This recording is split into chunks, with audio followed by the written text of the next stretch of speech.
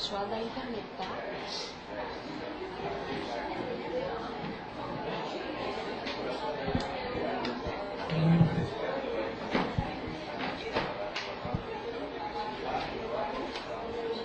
Você me avisa.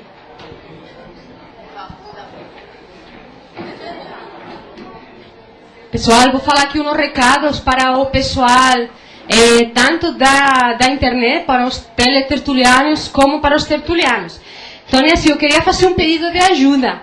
A gente sabe que hoje a gente tem um blog, que é o blog do André, que é um voluntário de 21 anos de Rio de Janeiro.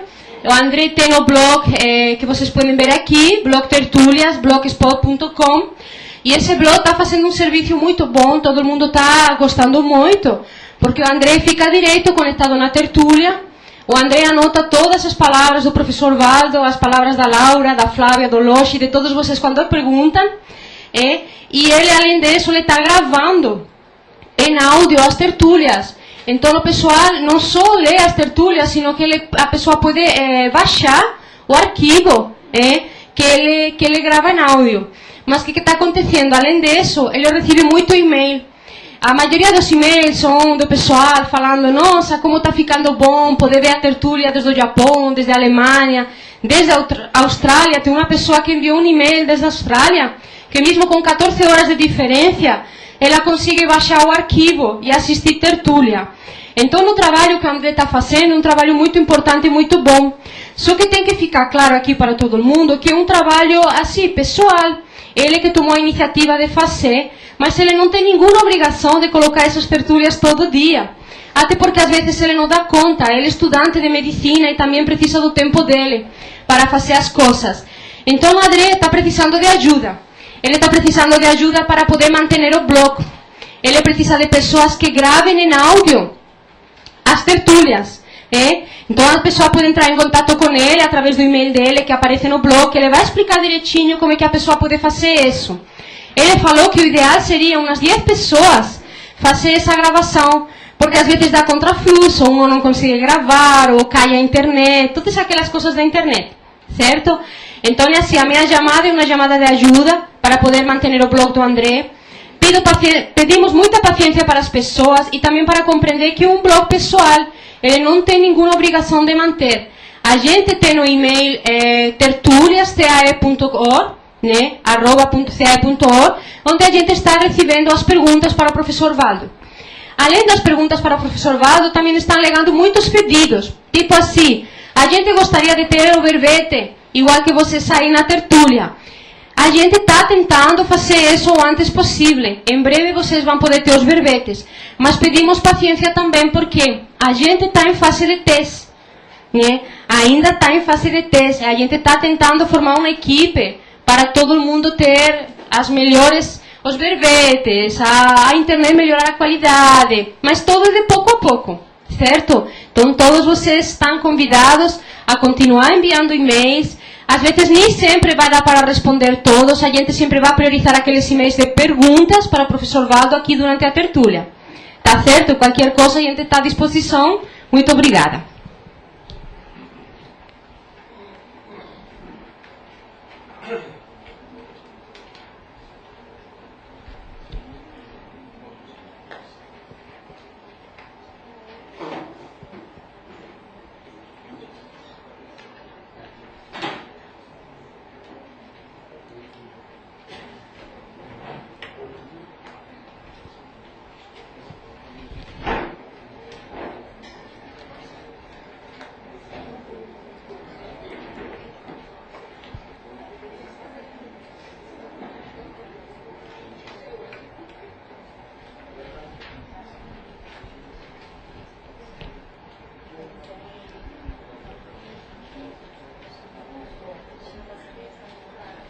Quem? Tá? O que houve? Ah, é? Bacana.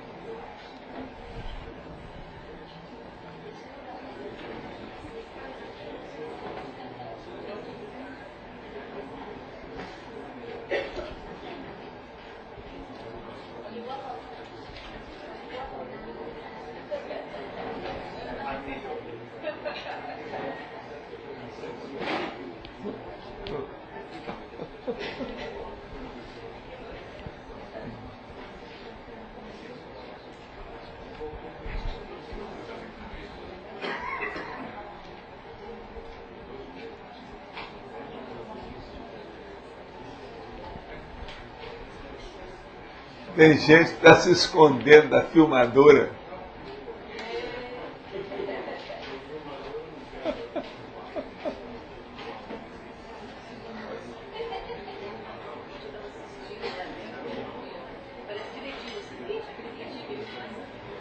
O quê?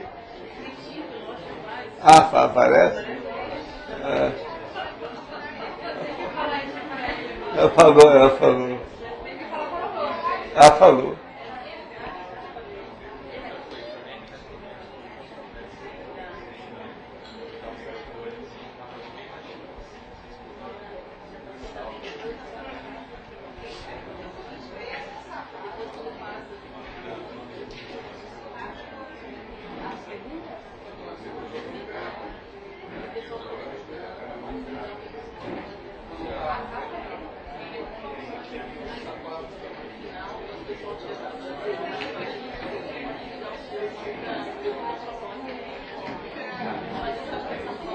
Ah, sim.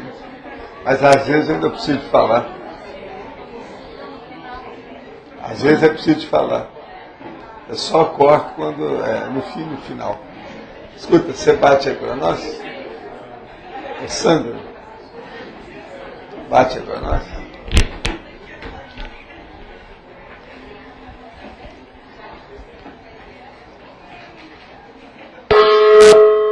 Tertúlia. Minha gente, meu boa tarde. Hoje nós temos aqui a prevalência que está dentro da evolução pessoal, a autoevoluciologia, ou autoevoluciologia, como nós chamamos. É a característica da realidade, ideia ou objeto prevalecente, predominante, preeminente, prioritário ou superior. Então, a característica daquilo que predomina. Isso aqui é a prevalência. Agora, a prevalência dos dois hemisférios cerebrais, a prevalência da eutimia, a prevalência da cosmoética, é o que sobra, é o que fica, é o que vale, é o prioritário no caso. A prevalência da holomaturidade, a prevalência da lógica, a prevalência da razão, a prevalência do autodiscernimento, o índice de prevalência. Você já levantou o índice de prevalência das suas preferências e intenções? A prevalência da estabilidade social, a prevalência da existência conforme a área de manifestação pessoal, a prevalência da publicação da obra-prima escrita na vida da consciência intermissivista, a prevalência da interassistencialidade nos esforços da consciência com inteligência evolutiva, a inteligência pessoal das escolhas, a prevalência da autossensatez, a predominância dos acertos, o bem comum colocado acima dos direitos personalistas, a sintonia com o colégio invisível dos serenões. Agora, nós temos aí uma série de dados sobre as logias e concluímos aqui.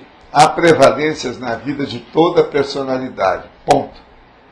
O fator prevalecente no alto desempenho da consciência define o mater pensene, o complexo e o saldo da ficha evolutiva pessoal. E aí vem as questões. Qual fator prevalece na vida para você? É sadio, cosmoético e evolutivo?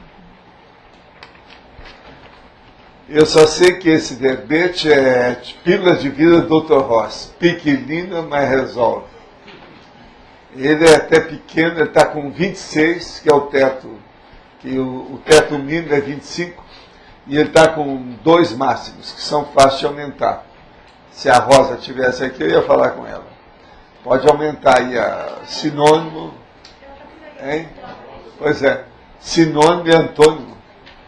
E tem uma aqui que eu já vou aumentar mesmo, que é a hominologia. Isso então ficaria dentro dos conformes, dentro dos totais que a gente está procurando. Agora vocês veem, prevalência é aquilo que já existe. O prioritário é aquilo que a gente tem que pensar para ser o prioritário. Agora a prevalência já é o prioritário quando já é estabelecido. Então isso é até perigoso. A gente tem que estudar muito o que é que prevalece na nossa vida, ou o que nós damos como princípio prevalecente. Pode falar, Wagner. Eu queria que você estendesse o índice de prevalência, o que você quis dizer? O índice de prevalência é o seguinte: você tem prevalência, por exemplo, dentro da sua consciência política, dentro da sua consciência econômica, dentro da sua consciência de sobrevivência profissional, dentro da sua prevalência, por exemplo, perante seu círculo de amizades. Como é que você mantém seu círculo de amizades? A prevalência dentro da qualidade da sua comunicação. Eu sou uma pessoa que comunico demais, no entanto, eu não atendo telefone. Olha a minha prevalência, ela é muito específica. Todo mundo tem prevalências específicas. Esse índice, eu entendi, não sei, você pega várias prevalências e, vamos dizer assim, uma porcentagem, o índice seria o que incide em porcentagem nesses prevalências? Seria a demonstração clara, objetiva, teática, quer dizer, teórica e prática, do seu matre pensene. A prevalência mostra o matre pensene da pessoa, querendo ou não. Mas esse índice é pegar várias prevalências e botar numa não, ordem? Pega essa só que eu já falei para você. Aqui, pega 10, que são os valores da vida da pessoa. Os valores conscienciométricos. Vamos dizer, aqueles trafores da pessoa. Pega 10 e vê o percentual de cada um. Por aí você avalia o nível da pessoa. Você, por exemplo, você tem uma prevalência que eu estou te cobrando há muito tempo. É o seu livro, quer ver? Já está em revisão. É a prevalência da raiz está em revisão, que você tem que estou fazendo o segundo e tem o primeiro na revisão. E vou para o terceiro. Estou esperando. Então, veja, a prevalência da pessoa começa por aí. O que você veio fazer aqui? Você veio tomar sorvete só? O tempo todo? Só sobremesa? Ou nós temos ainda algum produto que vai ficar por aqui? Você vai bancar lá o Pitágoras, Sócrates, Jesus Cristo? Não vai escrever nada? Não vai deixar rastro nenhum aí positivo na sua vida? Uma vida tão rica, de carcamano eminente, que veio da Sicília. Não é isso? Mas aqui você sabe que a Sicília foi dominada junto com a Itália pelos gregos, né? Você sabe da história. Né? É porque Agora, eu tenho aqui que eu estou estudando aqui o quadro cronológico da filosofia antes da nossa era, com paralelo histórico-cultural. Muito bem bolado. Siracusa, por exemplo, é da Sicília. Era o mundo grego da época. Agora teve aquele período que o negócio passou tudo para lá. Então eles começaram a dominar aquela área toda. Tinha os estrategas de Atenas. Mas, vida dura. Agora, vocês não falam nada hoje não, que eu estou com a minha listagem aqui. Qualquer coisa eu dou a data, quando é que nasceu, quando é que morreu, o que é que aconteceu, a guerra que houve. Desde o ano 776 até o ano 27 antes da nossa era aqui. Da era comum. O ano 27. Tudo começou com a data tradicional da primeira Olimpíada, 776. E depois, antes dessa era, o Senado abdica de seus poderes e confere a Otávio o título de Augusto, no ano 27, antes da nossa era. Por aí a gente tem uma visão do quadro da filosofia. Você vai falar essa questão do Pitágoras, é o seguinte, porque todos os textos que eu leio sobre o Pitágoras, eles dão destaque à parte matemática, mas na verdade, pelo que você falou ontem e pelo aquele livro, ele prevalece mais na filosofia de alto nível. Pitágoras é um negócio de antes. O que interessa não é Pitágoras, é Pintagora. O que é que pinta agora? O que pintou antes já passou. Não, mas então a gente tem que debater, mas o que interessa é a parte prática. Aquela similaridade que você agora, falou. Os Pintagoras que estão aqui, são esses que me interessam. É vocês. Quer ver o livro? Você que está indo aí atrás, quer ver seu livro? Entende? A prevalência agora é o livro. A prevalência agora é deixar a Mega Gescom, que é a obra-prima da pessoa. Uma obra-prima escrita. Porque escrita é muito melhor. A pessoa não tem por onde fugir. A gente pode debater, podemos elogiar baseado nos fatos e podemos denegrir baseado nos fatos. O processo é esse. Agora, sempre é bom usar a cosmoética. Essa é uma recomendação que até o Pitágoras já falava, né? Ao modo dele. Mas pode falar. A convergência do Megatrafor com o Mater Pensene é a prevalência do Megatrafor? Não, é a prevalência do Megatrafor se você souber levantar bem os dados das características, ou, vamos dizer no caso, do perfil da pessoa, né? Se o perfil for bem aquele dela, você vai mostrar realmente a realidade dela. Agora, aquilo dentro da conscienciometria é uma síntese da avaliação conscienciométrica da pessoa. Agora é a prevalência. Veja o que é que prevalece, por exemplo, na sua vida. Você deve ter algum interesse seu desde que era pequenininho. Sim. Pensa o que você pensava aos 9 anos, 10 anos. E olha agora. Tem coisa que está aí. Agora, eu diria para você, há quanto século você é assim? Nós temos que lembrar que uma pessoa que dessoma, ela não muda nada. O temperamento é o mesmo. Eu tenho examinado isso, que eu conheci pessoas em vidas anteriores e vi agora. Não interessa se as pessoas admitem o que eu estou falando, isso não interessa. Sim. Interessa que eu tenha convicção disso. Quer dizer, é o princípio da... Entende como é que chama o princípio? Descrença. Da descrença. Então, veja, eu sigo esse princípio. Então, por exemplo, não me interessa o que a pessoa acha disso. Agora, por exemplo, ela chega perto de mim, ela não tem noção de nada, e eu sei quem foi ela, é terrível. Agora, o pior é isso. A hora que a pessoa chega, eu sei quem foi ela nesse corpo aqui, eu vi antes. Isso não é pior ainda, que é a personalidade consecutiva. Sim. Então, a gente nota o seguinte, o temperamento é o mesmo, mas o mecanismo, a máquina, o instrumento de manifestação, esse muda. E a pessoa não consegue ser do jeito que era devido à falta do instrumento adequado. Agora, o que é bom, você nota também, aquelas pessoas que estão num ajuste mais fino e a favor delas, são aquelas que tinham um instrumento pior que melhoraram. E tem aquela que tinha um instrumento melhor que não soube usar e tem um agora pior. Mas ela está mais autoconsciente. Então, com isso tudo, você tem que julgar com a autoconsciência. Então, por exemplo, você vai avaliar a pessoa. Ela pediu para fazer uma heteroavaliação conscienciométrica dela. Você vai fazer hétero, que é você que está fazendo dela. Mas é a auto dela que está sendo examinada. Sim. Então, veja. E ela não vai admitir o que você pensa. Ela, às vezes, não tem noção daquilo. Ela não vai admitir. No entanto, você está certo. Então, veja. Nesse caso, a imagem pública dela está totalmente, muito mais acertada do que a dela que está totalmente errada. A autoimagem, então, da pessoa está no buraco, zero à esquerda. Essa prevalência, então, eu estou chamando para a pessoa ter uma noção a respeito de si mesmo e a respeito da priorização. Prioridade. Você não acha, por exemplo, se fizer um levantamento de qualquer pessoa e ver a prevalência da pessoa, você não pode indicar para ela, o seu próximo passo agora é esse. Sim. Você vai dar um prognóstico para ela. Prognóstico, nós estamos falando que você já fez um diagnóstico antes. É possível ver o prognóstico. Então, por exemplo, é lógico, uma pessoa, por exemplo, igual a Kátia, escreveu um livro. Agora eu vou esperar e vou cobrar dela a Mega Gescom, que vai ser a obra-prima dela. Tá certo? Vocês se emendaram aí, o que é isso?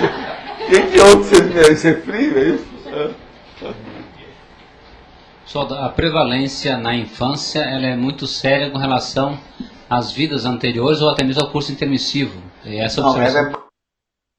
Ela é... vai ser a obra-prima dela. Tá certo? Vocês se emendaram aí, o que é isso? Quem que é outro seminário? Isso é frio, é isso? Só a prevalência na infância ela é muito séria com relação às vidas anteriores ou até mesmo ao curso intermissivo. E essa não, ela é mais séria ainda a respeito da mesologia. Eles não podem generalizar nada disso, que depende do temperamento da pessoa, o que ela quer, como é que é.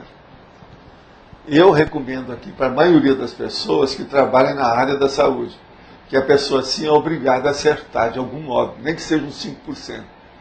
que vai ajudar os outros a fazer assistência. Por isso que eu tenho falado muito para a pessoa trabalhar nessa área. Agora, se não pode, entra na área então da pedagogia. Vai ser professor, ajudar os outros.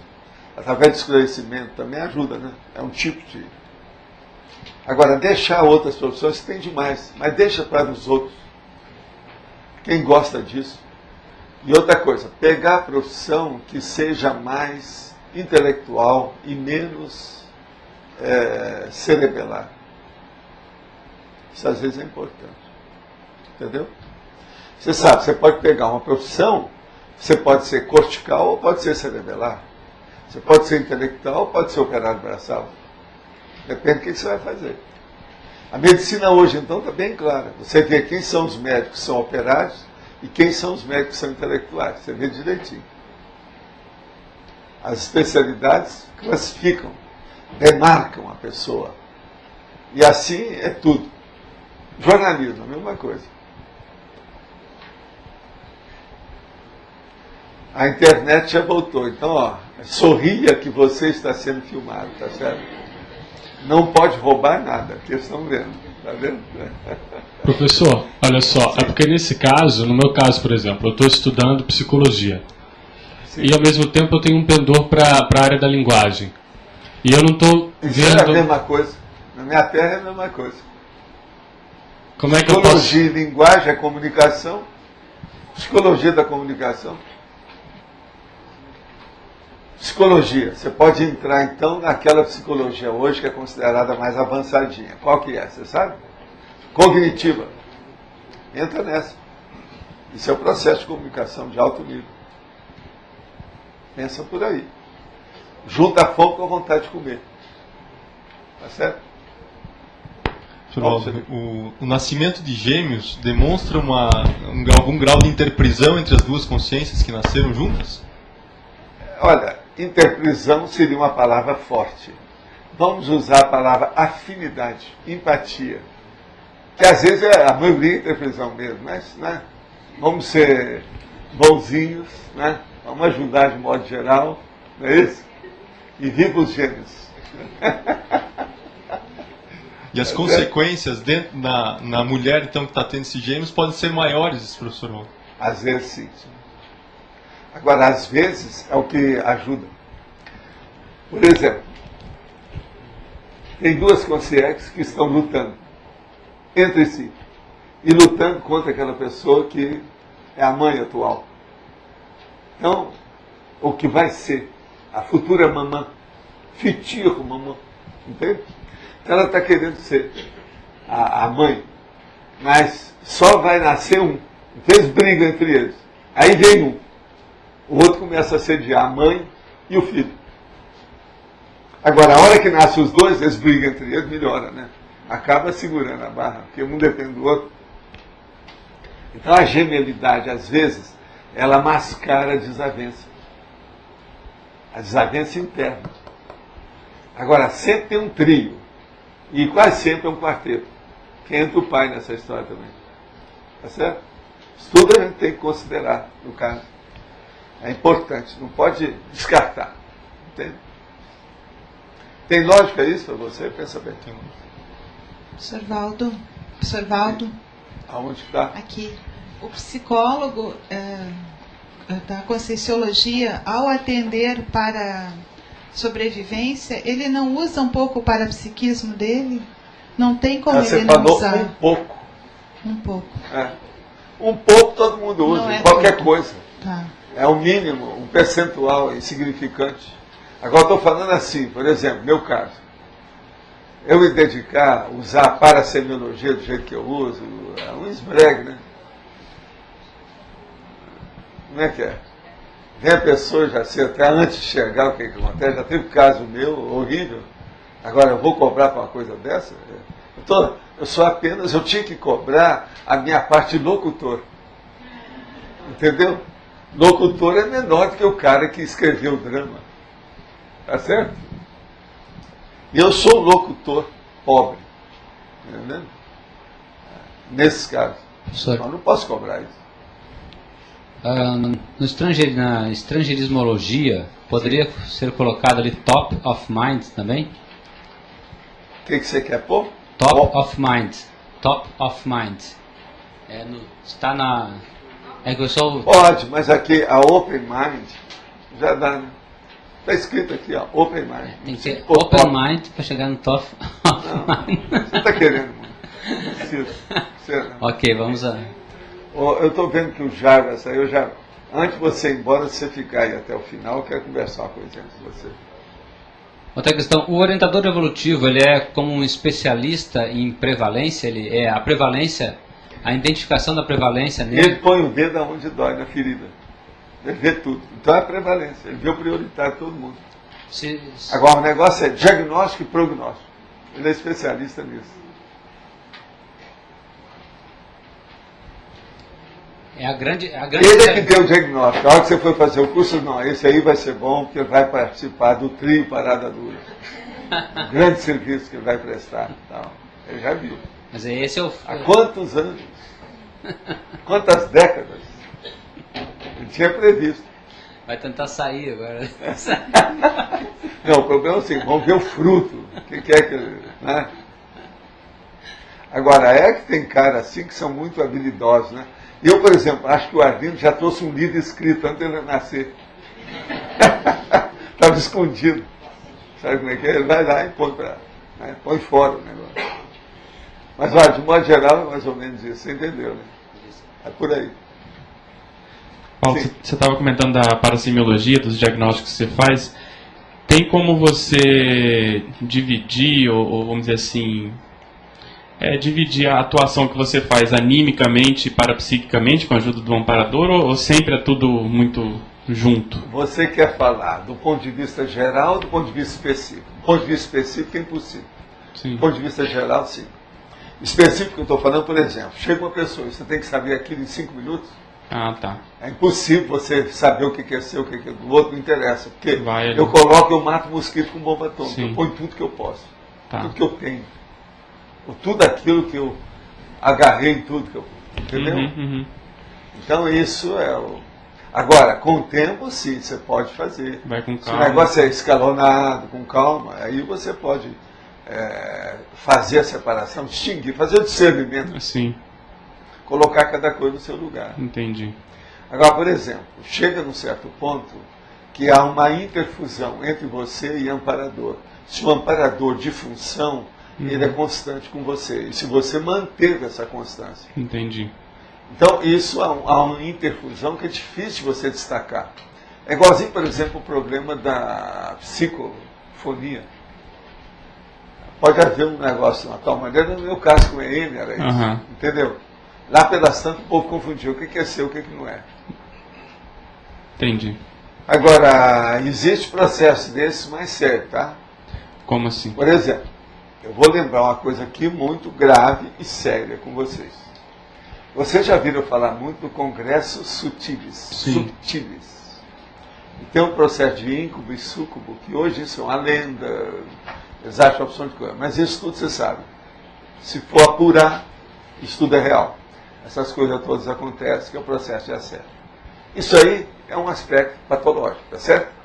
Mas vamos considerar agora outra coisa. Vamos supor que tenha a influência, por exemplo, de amparador no ato sexual. Como é que fica? E você pensa que não tem? A gente não toca nesse assunto, porque senão toda prostituta vai chegar e falar, não, eu só tenho amparador. Não dá. O caso é esse. Também. Agora, por exemplo, que existem esses casos mais raros, esporádicos e positivos, existem. Sexo e comida, há muita diferença? Pois é. Agora, nesse caso... Veja bem, eu estou falando sexo e comida. Gastossoma e sexossoma. Você não acha que isso junta muitas pontas, uma opção de coisa? Nesse caso... Então vamos devagar com o andor. Agora, por exemplo, do jeito que é que tem, eu estou só mais uma observação. Do jeito que tem a psicofonia, que seria uma semi-possessão benigna, existe a semi-possessão maligna. A mesma coisa. Você entendeu? Entendi.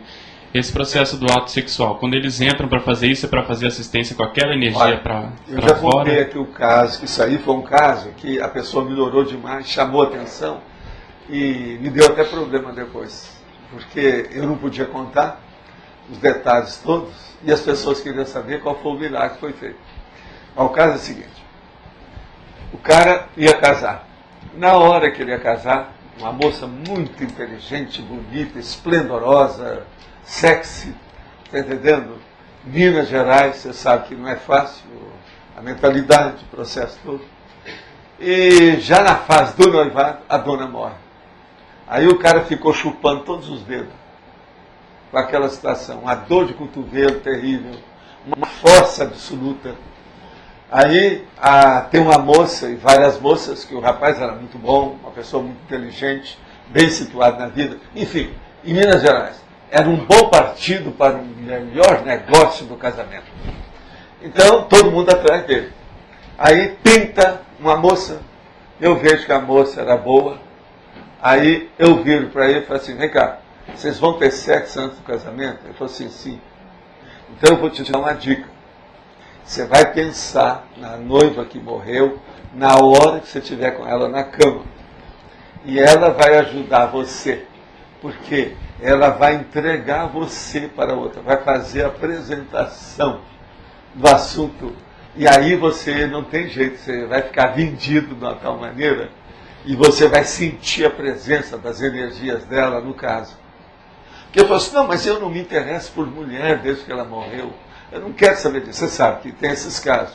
Uma pessoa quando está assim, um homem, por exemplo, quando está assim, você pode arranjar a maior cafetina do mundo, o cafetão maior do mundo, aquela pessoa que mexa com tudo quanto é tipo de prostituta, arranjar aquela prostituta que é capaz de dar um orgasmo para a estátua. E você coloca aquele cara lá, coloca o cara e ele não funciona. Aí a prostituta vem para você e fala assim, olha, ele não adianta, porque ele está apaixonado. Ele só pensa nela, não tem jeito, não resolve. Então veja, a hora que uma prostituta daquelas de 5.000 horas de voo, que vem e fala aquilo tudo, e ela não conseguiu, você pode tirar o cavalo da chuva, porque não tem saída mais. Mas existe aquele caso, então, que eu expliquei isso para ele, e o caso dele era justamente isso, e ele fez. Na primeira vez ele não conseguiu. Na segunda teve uns problemas. Você sabe, negócio das 6h30 e tal. Mas na terceira tudo funcionou certo e ele notou a presença da ex-noiva dele. A partir daquele momento, a ex-noiva começou a ajudar a futura esposa dele. Eles se casaram, têm filhos, a coisa tudo deu certo. Agora, você vai perguntar, ela teve alguma filha? Que o povo sempre pergunta para ver se ela é. Não teve e ela não renasceu. Não tem nada a ver com isso. Agora, por que ela dessomou assim nessa condição? Ela dessomou que era um processo de mini-proex. Aquilo foi tudo tratado. Positivo. Ela depois começou a dar uma série até de mensagens, etc. Ajudou muita gente. Bacana. Não é bem exceção, não. É exceção do ponto de vista de conhecimento. Mas que os fatos ocorrem com muito mais frequência, é fato. Não, não é não, é gente... Eu fiquei imaginando, porque assim, no comum das relações, professor, mesmo a pessoa, né, tendo dessomado, mesmo o afeto, paixão que seja, que ele nutria por ela, e ela em retorno, eu imagino que seja uma situação exceção, porque tem um grau de não possessividade. Pergunta para as duplas aqui formadas se para elas seria fácil atuar nessa condição da consciência. É mais fácil, você está pensando. Por que é mais fácil? Devido à força da consciência lúcida. Lúcida, não possessiva. Hein? Lúcida, não possessiva. Não mas lúcida quer dizer não possessiva. Não preciso falar que não é não possessiva. Se ela é possessiva, não é lúcida. Não é até, não é. Daí porque eu mencionei que seria uma vamos situação falar de exceção. uma do Papiniano nessa história. Não, professor, por isso que eu mencionei que, pelo menos dentro da minha média estatística, pergunta para o Antônio, é raro. Não, isso aí não é um caso. Seria um grau de não possessividade. Se fosse comum, muita coisa ia consertar. Mas agora, não é também assim tão raro como posso pensar, não. Quem mexe com o processo parapsíquico vê de tudo. Agora, esse caso foi muito chato, porque depois teria que explicar a coisa. E eu não podia ir contra a personalidade do homem, uma pessoa de muita energia, grande força presencial. E outra coisa, ele chamou a atenção por causa disso, que era uma pessoa muito forte nos negócios, no trabalho dele, em tudo isso. De uma hora para outra, o cara mingou, estiolou, definhou. Furaram a boca do balão lá, ao contrário, né? Esvaziaram o sujeito. Então, de uma hora para outra, melhorou a situação. E deu certo. Agora, a moça, a segunda, é super inteligente. É intelectual, alto nível. Ajudou muito. Também nesse processo. A esposa? Mais tarde a gente espinicou. Mais tarde. Mas durante o período, não. Professor, uma mulher não pode saber de um caso desse durante o processo. O ciúme extrafísico é um fato. Gente, tem muita mulher que tem ciúme retroativo. É isso aí. Agora, nesse caso, não é só retroativo, ele é simultâneo. Então é um negócio sério. Tem de tudo. E também, no caso, quando a pessoa tem relação sexual, e ela tem a relação completa, e tem um orgasmo, mas ela não sente aquele prazer normal do orgasmo. Parece que o troço é chupado. Pois é, mas isso aí é o chamado, o processo da... A pessoa tem que tomar um engove para melhorar. Ela está com ressaca sexual devido ao orgasmo simultâneo e também aquilo que foi absorvido, foi sabotado. Mas essa absorção, ela pode ser positiva e negativa ou é sempre negativa? Não, é sempre negativo. Duas pessoas têm que resolver as coisas entre elas. Se tem uma terceira, precisa de ver. Essa terceira tem que ser um auxiliar, um ajudante, um evoluciólogo, um serenão para ajudar. Quer dizer, tem que ser uma mãe não protetora, mas de alto nível, um pai não protetor, mas de alto nível. Senão não vai. O processo é esse. Porque senão, na minha terra, o nome é outro, é orgia.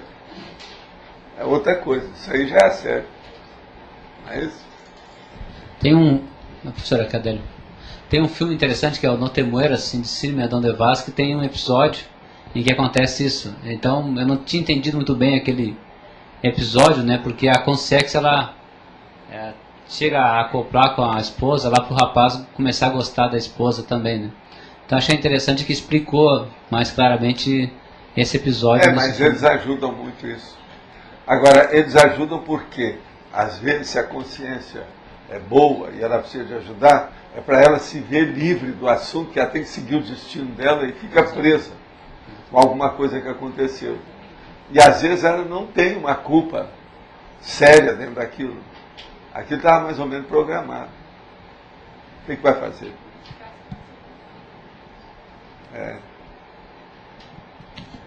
Você entendeu, né? Gente, eu tenho aqui uma pergunta para responder aqui que me pediram, que é o seguinte: Leonardo da Vinci era ambidestro, isso ajudou de alguma forma? Como? Olha, a minha hipótese é o seguinte: na questão do Leonardo da Vinci, eu não sei se ajudou o Leonardo da Vinci, que eu não perguntei para ele, mas o caso todo é o seguinte: tem aí um fato. Uma pessoa que mexe só com uma mão e a outra que mexe com as duas, se ele se sai bem dos dois lados, ele é bidotado e não monodotado, tá certo? A tendência vai ser melhorar tudo na vida da pessoa. As coisas, por exemplo, que eu já fiz com duas mãos, sempre me ajudaram, não me criaram problema. Entende? Outra coisa, o problema de você ser doador universal só ajuda você, desde que você cuide da sua saúde, para o seu sangue ser bom. Agora, dentro do processo do macrosoma, eu já falei muito disso. Por exemplo, quais são as relações? Isso tudo tem que fazer o levantamento do estudo da macrosomática. Relação entre o ambidestrismo e o macrosoma. Entre o doador universal, sanguíneo, e o macrosoma.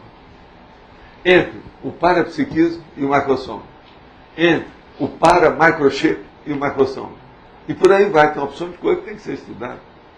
Agora, nesse caso, por exemplo, do ambidestrismo, se tem macrosoma através disso, isso vai atuar, tudo indica, no cerebelo. Agora, veja, isso tem o esfenoide e outras coisas mais que nascem daí, que é o caso dos seus estudos. Tem muita coisa para a gente ver aí. Tem muita coisa para ser descoberta aí nessa história. Agora, tem relação, a meu ver, tem. Séria, muito séria. Professor, poderia falar um pouco mais sobre em neurologia, prevalência amadora? Aonde que está isso aí? Neurologia, na página 41. 41. Deixa eu ver o que é. Você tem? Neurologia. Neurologia. O que você quer? Vamos olhar lá na exemplologia. É na outra página. Olha lá para nós. Neurologia é sempre bom você ver a exemplologia que Sim. O que você quer saber? A amadora. A manutenção constante do próprio bem-estar. A evoluída. O esforço pessoal em prol da evolução cosmoética autoconsciente. Tem pessoa que só visa o bem-estar dela. Outra não. Ela já pensa na evolução, então ela começa a pensar nos outros. A prevalência é outra. Entendeu? Mas amadora seria só para si? É egóica. Só que é o bem bom. A pessoa que vem aqui só para tomar sorvete. Entendeu?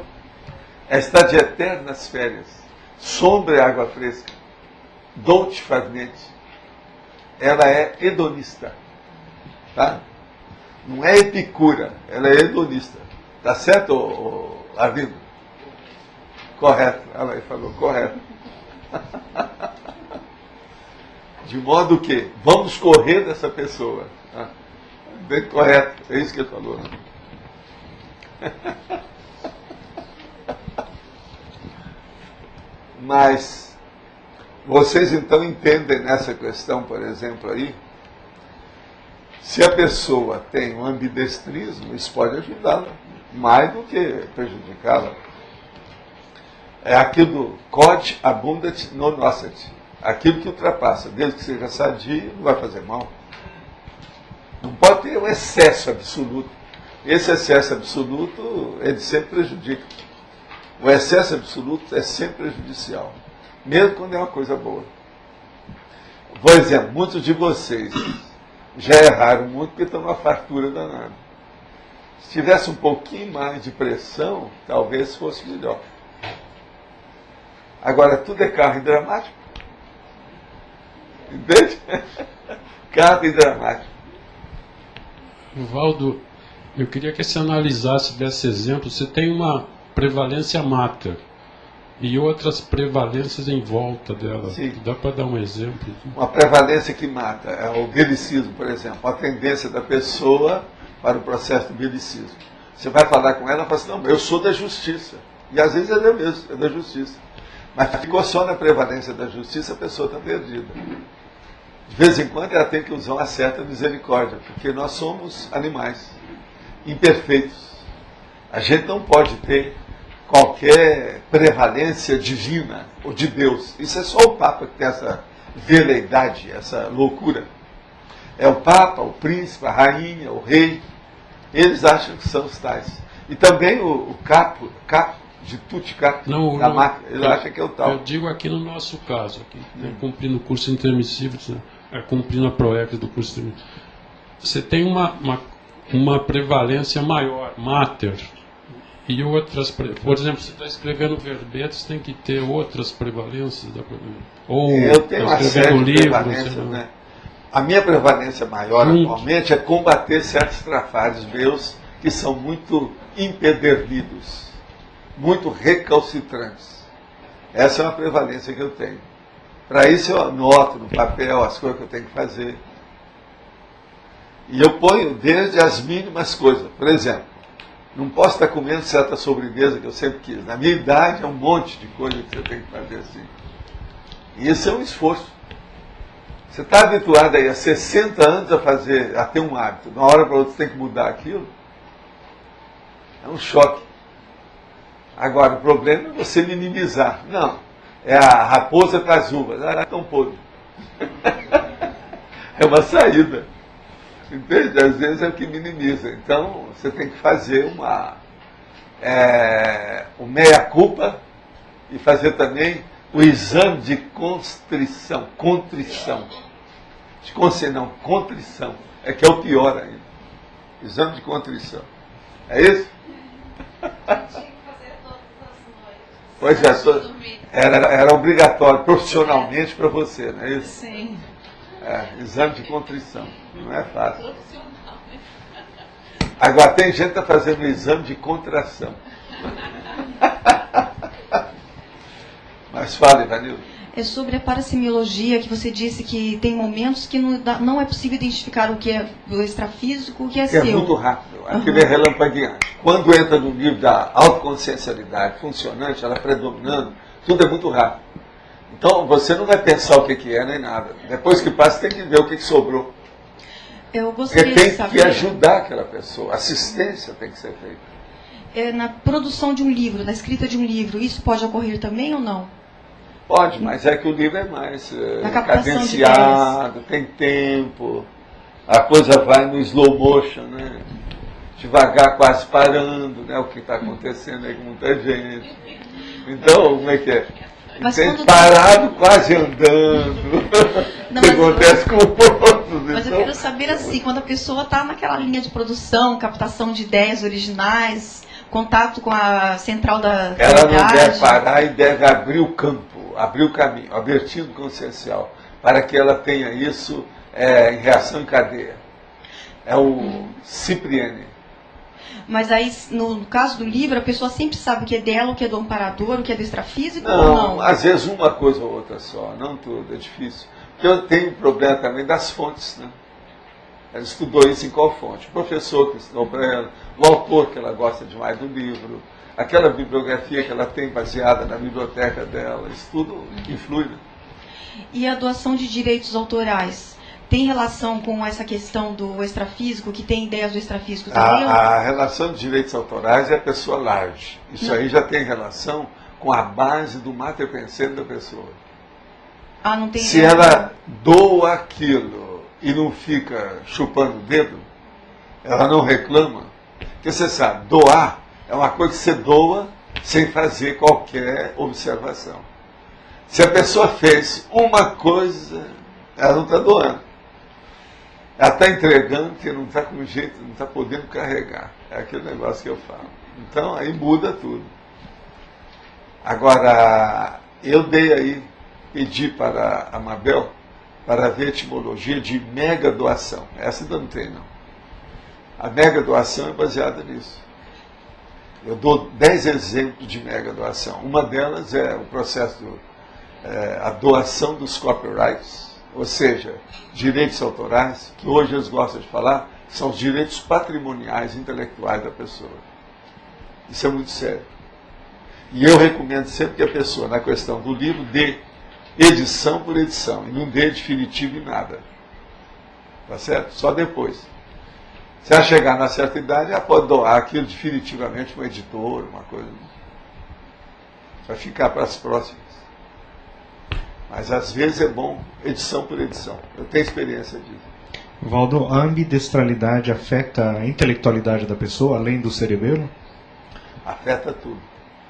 Ela tem muito mais mobilidade, ou seja, a capacidade de versatilidade e de polivalência se expande. Mas essa Outra coisa, aquilo que eu já falei aqui antes.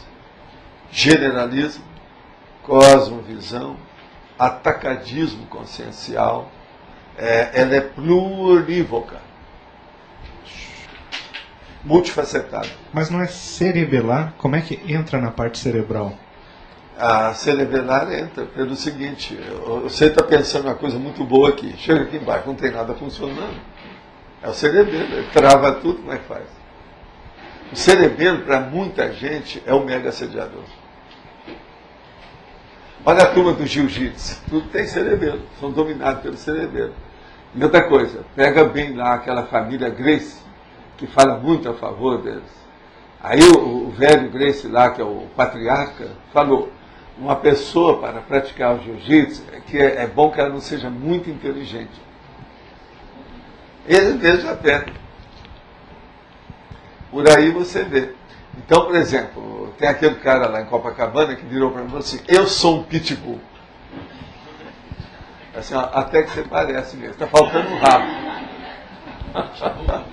Brincando com ele, mas ele estava sério. Eu sou um pitbull.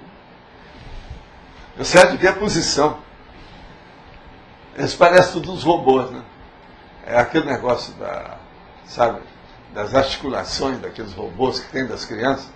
Esses camaradas com o tempo fica parecendo que tem um robô, é tudo assim.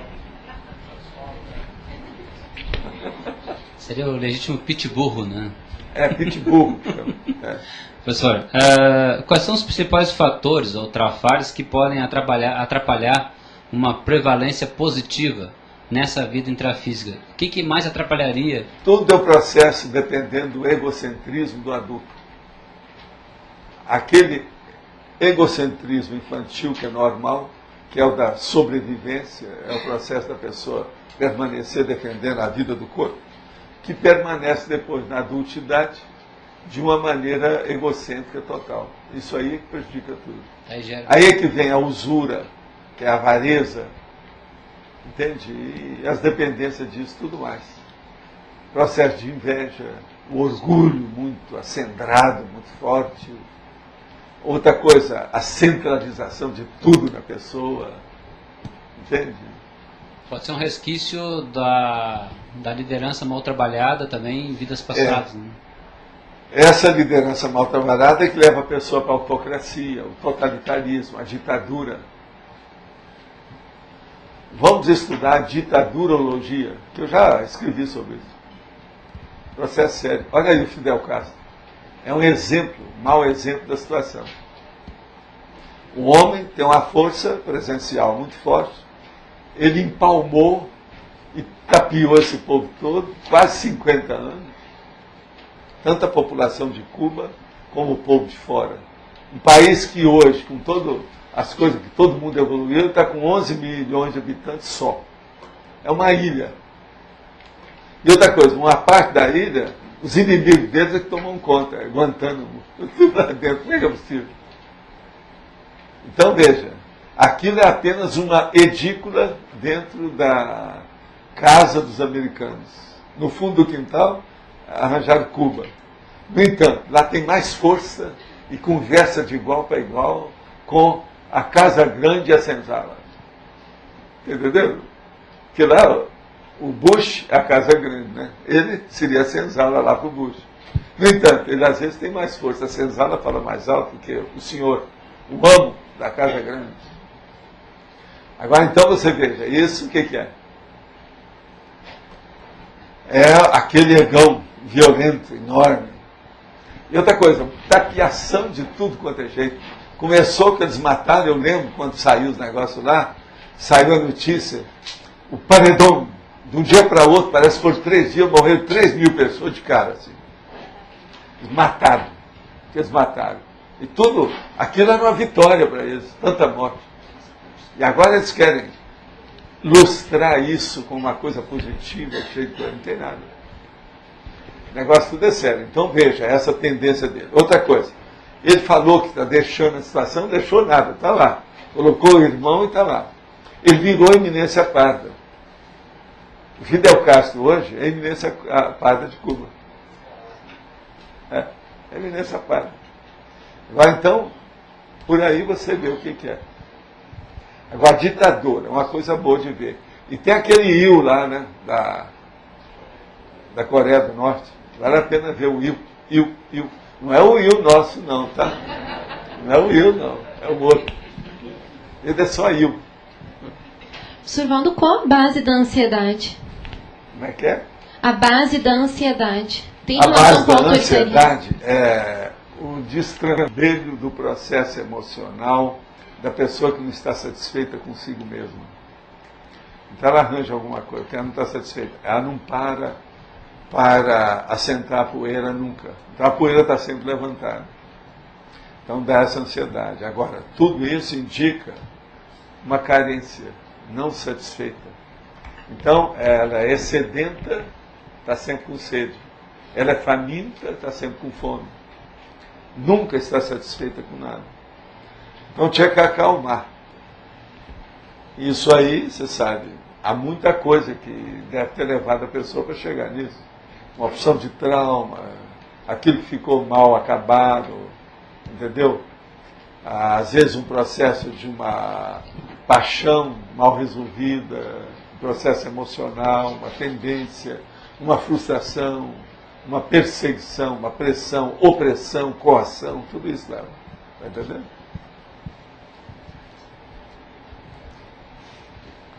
Sim. Ele está querendo lá um microfone. Sr. Valdo, o senhor falou do hedonismo em relação à prevalência amadora. Tem o outro lado, né, o outro extremo do hedonismo é o anedonismo, né, a anedonia. Para a gente não ficar indo de um extremo para o outro, que os dois são patológicos. Eu já trouxe um verbetes sobre a anedonia, já? Anedonismo? Mas está íncito. Ou a anedonia, anedonismo e outras coisas mais, eu já falei nos grupos nosográficos, para mostrar as coisas. Parece que foi naquele de aborrecimento, outras coisas mais assim. Mas e daí? Mas assim, para a gente não ficar indo de um extremo para o outro, o que deve ser mais levado em conta? O o discernimento, é aquilo lá, o 1/4, autodiscernimento. Você tem que discernir o que é o melhor, daquilo que é o pior, o que é o hoje daquilo que é o passado. Geralmente a pessoa está nisso porque ainda está vivendo o passado dela. A gente não deve reviver o passado que não presta. O passado que não presta, nós temos que acabar com ele. Fazer ações que possam equilibrar aquilo que a gente deixou errado. Agora, muita gente quer levantar o passado para repetir as bobagens do passado. Não pode. É aí que vem o engano. É assim que a pessoa erra mais. Agora, temos que ponderar tudo. Tudo exige reflexão. Não devemos fazer nada de afogadilho, sabe? É uma coisa assim precipitada, impulsiva. Em Brasília eles gostam, os políticos gostam de falar assodada, com assodamento. Então nós falamos karma, ego-karma e grupo-karma. Então karma, ego-calma, entende? Grupo-calma. Então é a grupo-calmaria. Agora veja, ela tem que ser produtiva, prolífica. Ela tem que ser edificante. Você não pode ficar de braço cruzado.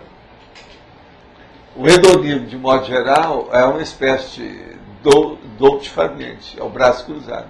Entendeu? Eu chamo isso também de boavidismo. Entende? Boa vida. É uma palavra até bacana, né? Boa vida, né? Mas não significa muita coisa boa, não. E já a anedonia tem muito a ver com autoculpa, com não se permitir... Tem. Agora aqui, ó, eu estou falando alguma coisa que às vezes pode ajudar. Algum lugar aqui, a gente está explicando certas coisas disso, que pode ser mais avançadinho o processo. Tem que ver tudo isso que eu falei aqui, principalmente na fatologia.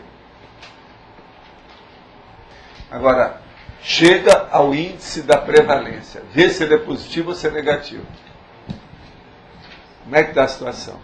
A maioria da turma dos intermissivistas, cognopolita nosso, tem um índice de prevalência positivo. Principalmente aqueles que aguentam ficar em Foz durante muito tempo. Se uma pessoa está aqui conosco há 5 anos, ela tem um índice positivo. Senão ela não aguenta a gente. Não é porque nós estamos puxando a orelha da pessoa, não é nada disso.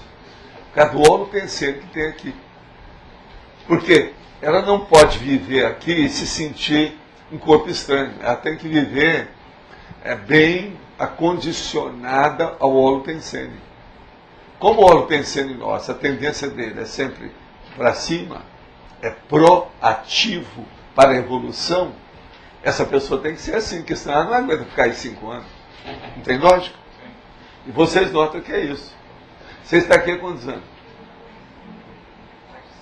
Pois é, está vendo? O Alexandre é exemplo disso.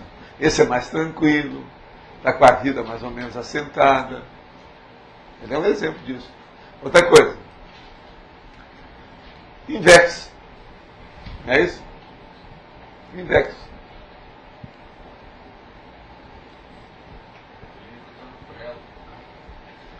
Livro de quem? Dele? Ah, dele, legal. Você está no pré. Tem isso aí, gente. Ó. Daqui a pouco ele pode falar mais grosso.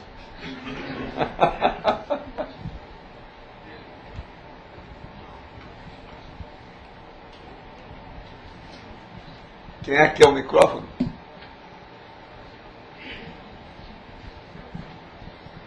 Ô, Rafael, você já comprou o microfone?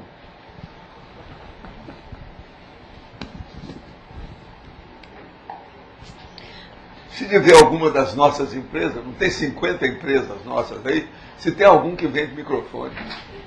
Uma empresa, sei lá, né? Você pode falar um pouco da relação da prevalência na TENEPS? Como é que se dá essa questão? A prevalência na TENEPS, ela tem uma progressão positiva muito grande com o passar do tempo. No início, por exemplo, pode prevalecer ali apenas certas circunstâncias do passado recente da pessoa. Agora, depois aquilo vai chegando a um certo ponto que vai saindo dela. E os amparandos, no caso, os assistidos, eles vão ficando cada vez mais distantes dos problemas da pessoa. No início ela tem que ser assistida demais, e o povo está em torno dela. Depois aquilo some. Esse é o motivo que os primeiros 6 meses são muito egóicos. E aí que estoura tudo, cria problema, etc. Tal, se a pessoa não está preparada para aquilo. Agora, com o passar do tempo, aquilo vai se distanciando dela. Então não fica mais na mosca. Vai para o 3º ciclo, 4º ciclo, depois da mosca, dentro daquele alvo. Então a assistência ela começa a diluir com respeito ao ego da pessoa. E aquilo vai melhorando a qualificação da assistência. Porque ela fica cada vez mais despersonalizada, a assistência. Isso é muito importante. Então, passando esses 6 meses, poderia, digamos, abarcar mais as pessoas que ela tem contato no dia a dia? Os primeiros 6 meses são praticamente egocêntricos. Ou, se você quiser, egocármicos. Depois ele começa a diluir. Vai chegar um ponto que vai ficar grupo kármico. Então, em vez de ficar só com a pessoa, fica os familiares, gente mais chegada, o ciclo de relações sociais. Passa um pouco, então ela vai começar a entrar na policarnalidade propriamente dita. Aí já tem uma opção de gente que nessa vida não tem mais relação nenhuma com ela. Ela vai atender uma pessoa que faz 500 anos que ela não via aquela consciência. Aí já mudou tudo. E outra coisa, não via devido ao problema da outra consciência, não o problema dela. Aí melhora tudo. Então veja, essa prevalência, principalmente do ponto de vista da qualificação do nível dela, varia muito de pessoa para pessoa, tá certo? Ela caminhando assim, vamos supor que ela tem uma OFIEX um dia, você já comentou também que às vezes da OFIEX pode vir o contrário, né? Ela vai assistindo até vir aquele assediador que tenha mais relação com ela. Pode, não, e ela vai chegar lá, mas veja, ela só vai enfrentar isso e o amparador, a turma lá deixa, na hora que ela está mais munida, mais autossuficiente, imune. Ela está mais valorosa para fazer o trabalho. Enfim, a competência dela já expandiu. Interessante. Ali muda tudo.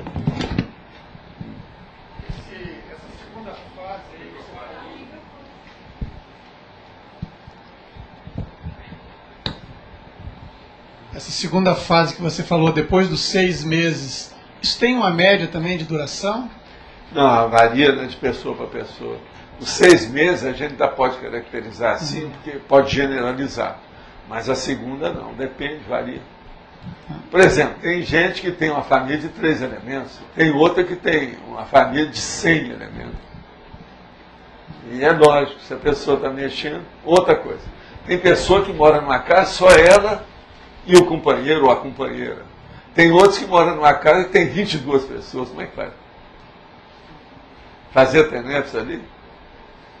Não é poeira que levanta, levanta tudo, é aranha, barata. Levanta o que tem, tudo vai para o ar. Besouro, né? Que é aquele bichinho que ninguém sabe como é que ele consegue voar. É o peso maior do que a capacidade das asas. Né, que... Mas as características ainda da quantidade, profundidade. Não tem como. Difícil de caracterizar. Agora, sempre tem. Uma família maior vai demorar mais tempo. Uma família menor, mais rápido. Não tem nem, esse tempo não tem nem como saber. Assim. É 5 pondera, anos, 15 anos, 2. Pondera. É difícil. Acho que cada caso a gente tem que perguntar para a pessoa. Mas, como é que é? Chega para a pessoa e vai, como é que é? Você ainda está mexendo com todo o seu sobrenome? Ou já saiu do sobrenome? Como é que é? A sua árvore genealógica ainda está há muito galho, ainda podre, que tem que ser trabalhado? E outra coisa, você está sabendo serrar o galho? Não está ficando na ponta para serrar, para você cair junto. Olha bem a árvore genealógica. Professor, você pode fazer um paralelo entre a prevalência e os princípios pessoais? A prevalência e os princípios pessoais. Se uma pessoa chega a analisar princípios pessoais que sejam universalistas, libertários, uma coisa de lucidez, a pessoa então já está com uma prevalência avançada dentro da cosmoética, etc. Tal. Aí entra esse princípio que eu vivo falando, para criar a base da vida da pessoa, muda tudo. Agora, por exemplo, se a pessoa tem princípios muito rígidos, mas que são muito egóicos, porque tem gente assim. E eu conheci no interior verdadeiros gênios em matéria de princípios pessoais.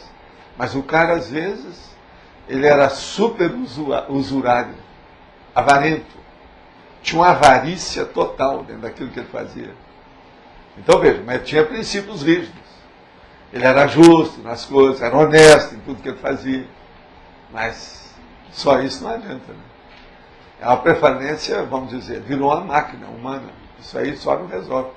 Nós temos que ter uma consciência humana e não uma máquina humana. Nem também um animal humano. E nós todos já somos animais por natureza. É o processo do sangue, é o problema do músculo, é o bíceps. Ó, tá duro. Ó. Sou animal. Então, antes da gente ver o que faz com isso. Você já acompanhou pessoas fazendo, dentro desse processo de reciclagem, eles dissecando esses princípios e alterando esses princípios? Já vi alterando ele mesmo para ele. Tem alguns que querem fazer média. Você não sabe da história do princípio ali, ó. Hoje não está aqui, eu não sei onde é. Está aqui. Esse aqui. Chegou o camarada aí, veio fazer o curso comigo aqui no CAEC, examinou aquilo tudo. Depois assim, Val, eu queria que você mudasse ali. Entende? Eu até pensei no Antônio nessa ocasião, sabe, Antônio? Porque o cara queria mudar. Não, você tem que adoçar isso aí. Você tem que fazer uma coisa mais suave. Está muito draconiano. Agora eu virei para ele e falei assim, olha, no seu caso é mais do que natural que você reclame disso. Que é impossível onde você está, em todo o trabalho que você faz, de levar esse princípio para lá.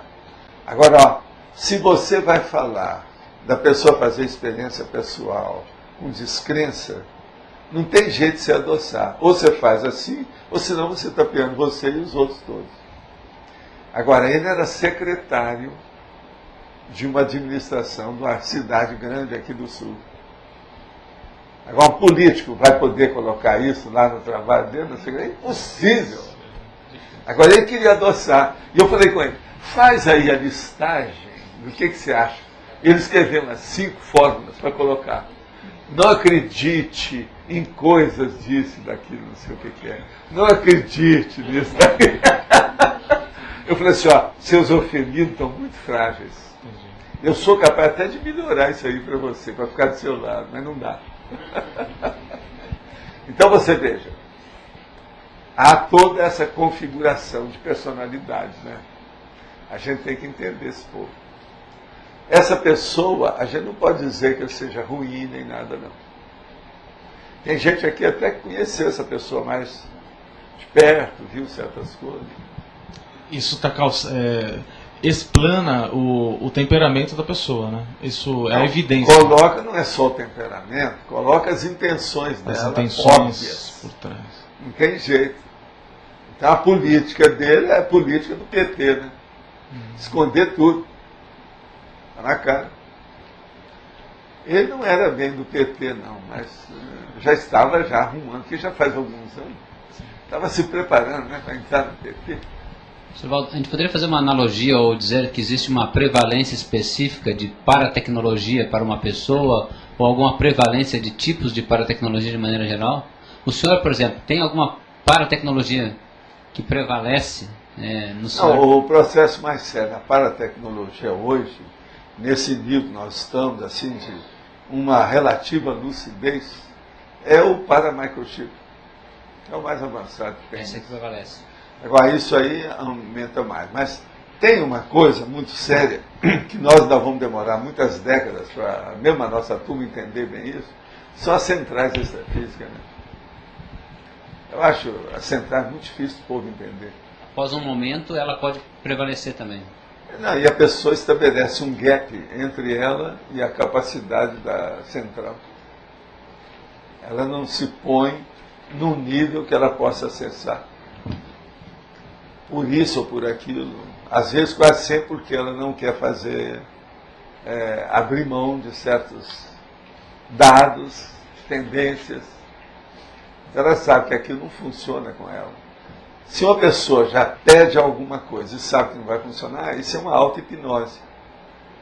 Essa autossugestão que ela está fazendo já inibe tudo que vai acontecer. Uma pessoa que começa qualquer empreendimento e ele já começa abortando por um pensamento negativo, a tendência daquilo vai ser um fracasso. Ela tem que começar com um pensamento positivo, abrindo o caminho dela e não fechando. No caso das centrais, nesse caso, né? As centrais é justamente isso. Uma pessoa já vê, não, isso aí está muito longe para mim, então... Ela aborta. Já abortou tudo. No curso intermissivo, daria para dizer também que pode haver uma prevalência de alguma coisa específica para cada pessoa em si? Tem, às vezes tem. Principalmente aquilo que a pessoa acha que é o mega trafar que ela tem. A hora que ela localiza, identifica e ela não tem mais dúvida, ela tem que se esforçar muito para combater aquilo, trabalhar aquilo. Isso então é problemático. Hoje eu estou vendo que tem mais gente aqui. Você já viu quantas pessoas tem? Que aqui em cima não cabe muito.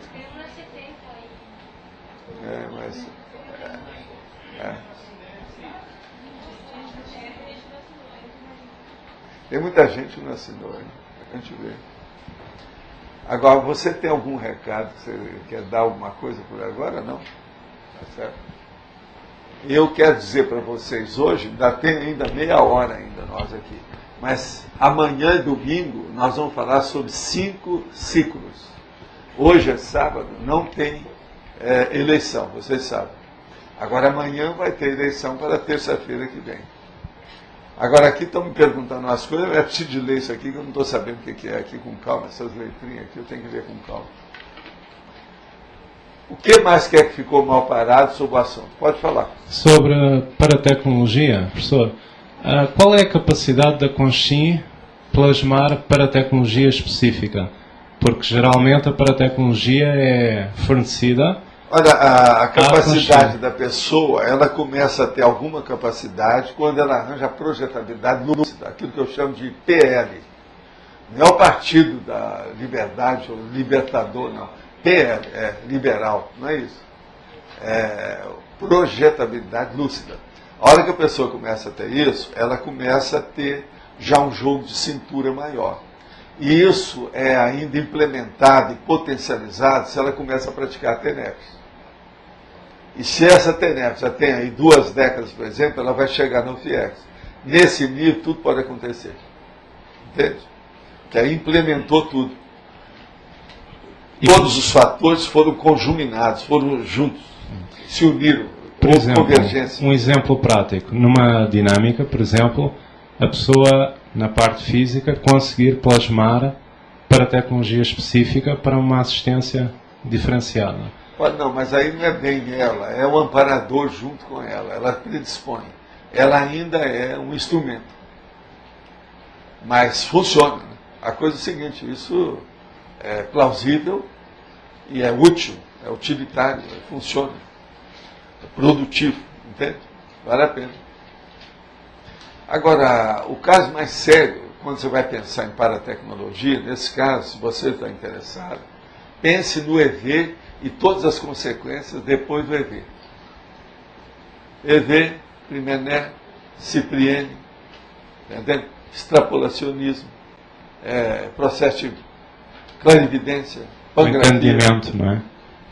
Vai chegar. Agora, é o autodiscernimento parapsíquico que está expandindo. Isso tudo muda. Agora, por exemplo, é impossível, olha a palavra que eu estou usando, quer dizer, é impraticável você desenvolver isso sem cosmoética. Falando em cosmoética, é impossível você fazer isso se não fizer a interassistencialidade. Agora, isso tem que ser contínuo. Não adianta fazer uma coisa esporádica. Toda assistência mais avançada, do ponto de vista parapsíquico, quase sempre ela é continuada. Ela já vem de muito tempo. Uma coisa esporádica é um auxílio esporádico. Isso, você está entendendo? É pequeno. Agora, uma coisa para se manifestar com mais constância, tem que ter um trabalho assistencial constante que já vem. Por isso que a gente fala, o amparador, por exemplo, ele prefere uma pessoa que ele pode confiar, que qualquer dia, se ele chegar lá, ela tem 5% de energia, que aquilo é seguro. Ele pode ter confiança. A pessoa é honesta e leal quanto a esse nível. Não adianta nada, um dia que ela tem 95, outro dia ela tem 2. Entendeu? Se a linha quebrada dela é desse jeito, isso não resolve. Ela tem que ter... É muito mais confiável. Então, o problema daquela pessoa que ela é... Você nunca sabe o que vai acontecer. Tem vários nomes para essa pessoa. Tem gente que acha que isso é o máximo, que a personalidade é o máximo. Ela é imprevisível. Isso é besteira. O ideal é você ter uma pessoa cada vez mais previsível para o melhor. E não uma pessoa imprevisível. Agora, quando a imprevisibilidade da pessoa ela está ocorrendo por causa do desconhecimento seu, isso é outra coisa. Uma pessoa, por exemplo, que ignora as coisas, ou que seja apedeuta, ou qualquer coisa nesse sentido, tudo em torno dela é imprevisível. Entende? Não tem nada que ela pode fazer uma previsão. Está claro? Isso então, essa continuidade do trabalho interassistencial é que é, então, a chave da... E outra coisa, é junto dos assistidos que você mantém a amizade com os amparadores extrafísicos. É com eles. O ponto de contato é o assistido. E para manutenção é a mesma coisa. Na manutenção precisa ser no plural, os assistidos. Mas é a vida. Tem lógica isso aí para você? Tem. Obrigado.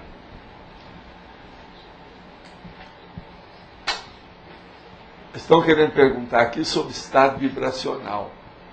A tertúlia de ontem, você disse que estamos no início do entendimento sobre o estado vibracional, que ainda há milhões de anos-luz pela frente. Com base na sua vivência, esclareça mais sobre a evolução, a dinâmica e o desenvolvimento do estado vibracional. Eu acabei de falar aqui, não tinha lido ainda. Estado vibracional. Do estado vibracional vão sair o quê? A clarividência facial, por exemplo. O acoplamento energético, áurico com a pessoa. Vai sair a exteriorização da energia. Vão sair todas as 40 dinâmicas, ou 39 manobras, por exemplo, que eu falo no Projeciologia. Tudo depende do estado vibracional.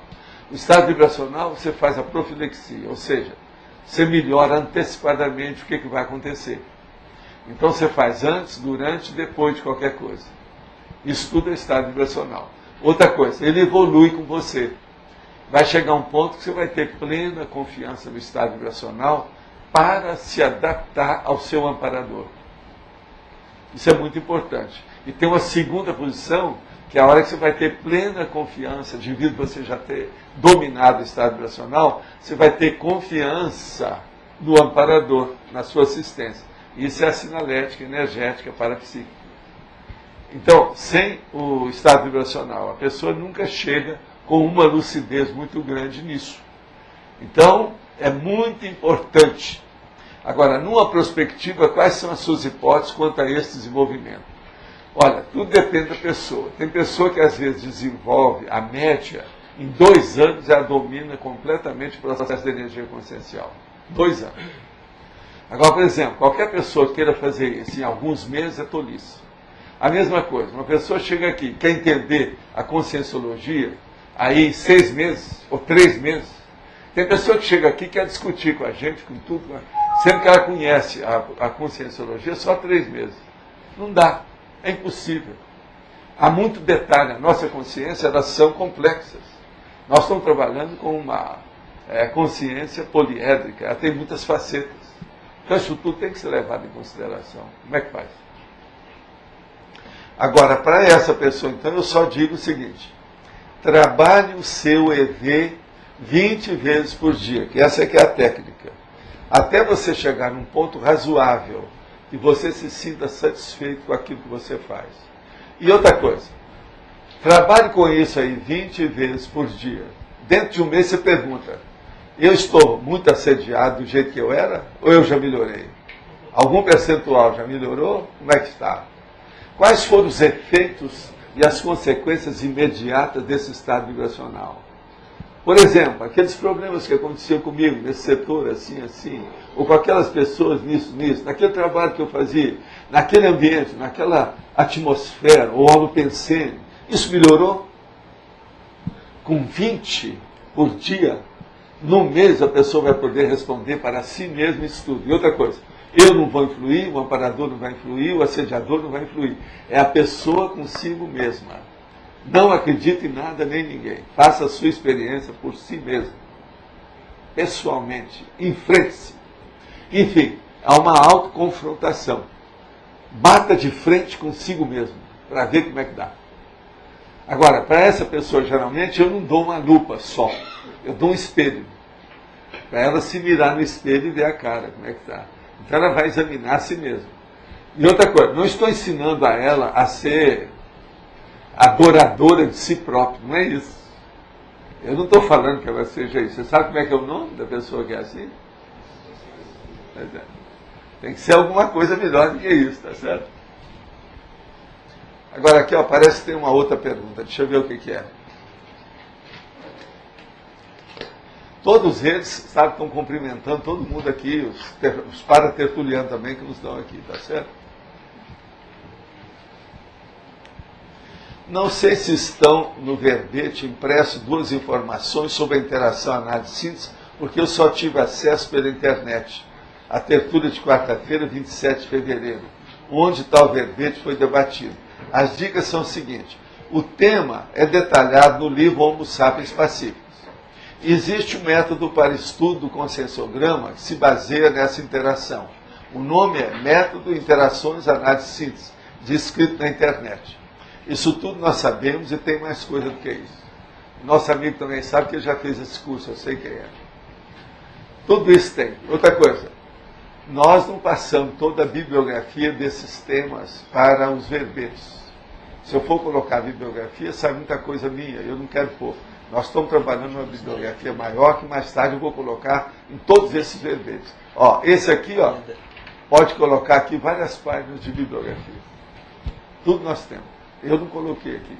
O que eu quero é chamar a atenção para o núcleo, o core da ideia, que é o caso da prevalência. Aqui no caso é muito importante.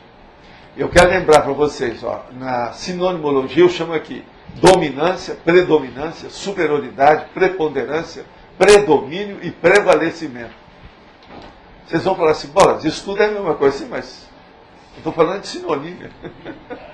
Sinônimo lá no fundo é mais ou menos a mesma coisa. Não é igualzinho, mas é bem assemelhado. São ideias, ou conceitos, ou sujeitos, ou substantivos similares. Tá certo? Isso aqui é sinônimo. Ok? Ela quer colocar aqui na prevalência destacado. Não, não é bem assim não. Tem que colocar uma coisa mais. Prevalência seria o que você está chamando aí, o destaque em português, mas não é bem isso só. Tem que pensar mais. Agora aí, ó, a gente pode acrescentar mais 5. Preciso falar com a Rosa. A Rosa está aí hoje. Você já viu, né? Sobre a hominologia, não preciso de mexer, porque eu vou acrescentar 2 aí. Isso aí é fácil. essa facilidade você deixa comigo.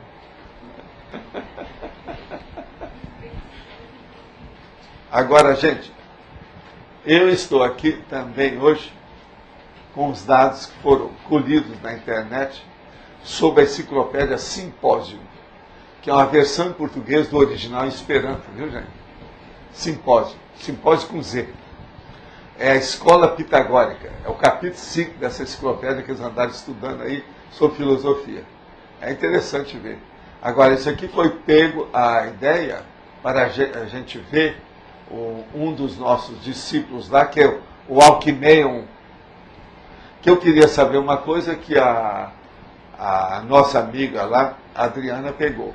Agora, Adriana, você viu se ele mandou matar a mãe? Não.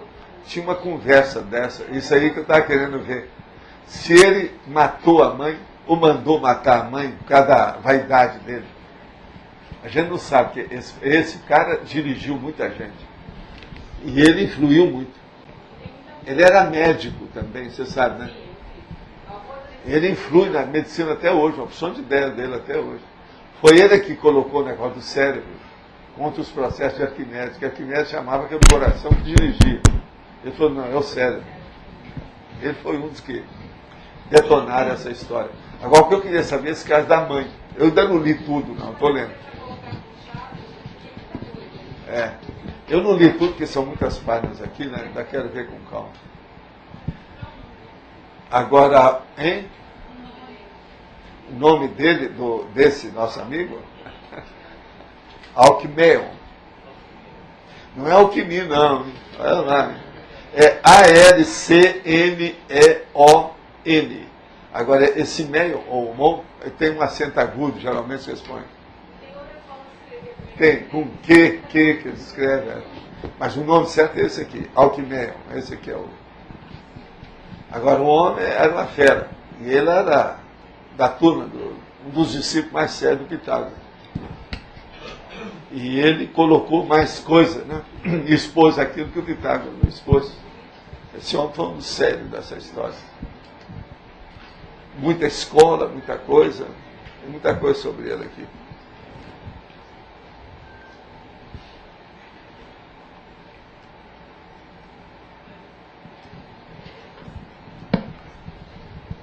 Pode falar. Volta. Hoje a gente sente aqui nas coisas da Consciologia a atuação bem extensiva dos amparadores. Como que funcionava? Como você disse que a gente está melhorando faz milênio, 1 milênio, 2 milênios, a gente está fazendo força para melhorar. Como que funcionava a atuação dos amparadores antes? Humberto, não havia ambiente. Você não fazia um Molo Pensene favorável para ver a atuação deles. Você castrava tudo. Agora, hoje, como nós estamos falando nisso, você começou a olhar, viu, eles estão aí, eles estão sendo descobertos. Então quer dizer que antes a atuação era só indireta? Não, era direta, mas só que não era pressentida. Ela era impressentida. A pessoa tinha uma...